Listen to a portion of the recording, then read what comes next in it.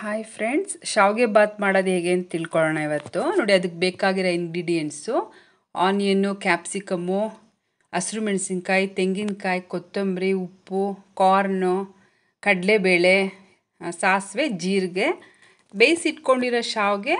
ಅದಕ್ಕೇ ನಾನು ಕ್ಯಾರೆಟ್ ಹಾಕಿ ಬೇಯಿಸಿಟ್ಕೊಂಡಿದ್ದೀನಿ.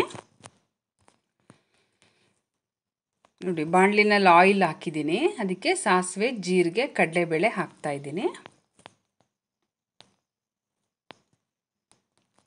ಶಾವಿಗೆನ ಒಂದು 3 ಮಿನಿಟ್ಸ್ ಬೇಯಿಸ್ಕೊಂಡ್ರೆ ಸಾಕು. ಅದಕ್ಕೇ ಕ್ಯಾರೆಟ್ ಹಾಕಿದ್ರೆ ಬೇಗ ಆಗೋಗುತ್ತೆ.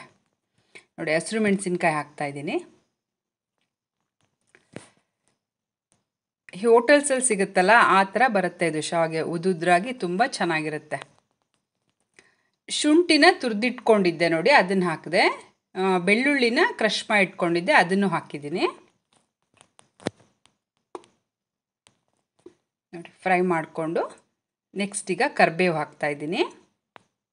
ಬೇಗನೂ ಆಗುತ್ತೆ ನಿಮಗೆ. ಮಾರ್ನಿಂಗ್ ಬ್ರೇಕ್ಫಾಸ್ಟ್ಗೆ ತುಂಬ ಈಸಿ ಇದು ಮಾಡೋದು.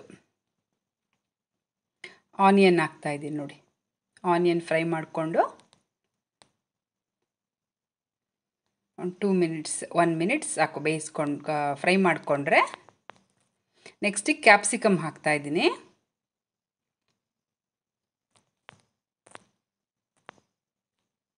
ಲಾಸ್ಟ್ಗೆ ನೀವು ಕಾರ್ನ್ ಹಾಕಿ. ಮೊದಲೇ ಕಾರ್ನ್ ಹಾಕಿದ್ರೆ ತುಂಬ ಮೆತ್ತಗೆ ಆಗ್ಬಿಡುತ್ತದು. ಇವಾಗ ಅರಿಶಿನ ಹಾಕ್ತಾಯಿದ್ದೀನಿ. ನೋಡಿ, 1/4 ಸ್ಪೂನ್ ಹಾಕ್ಬೇಕು ಅರಿಶಿನ ಅಷ್ಟೇ.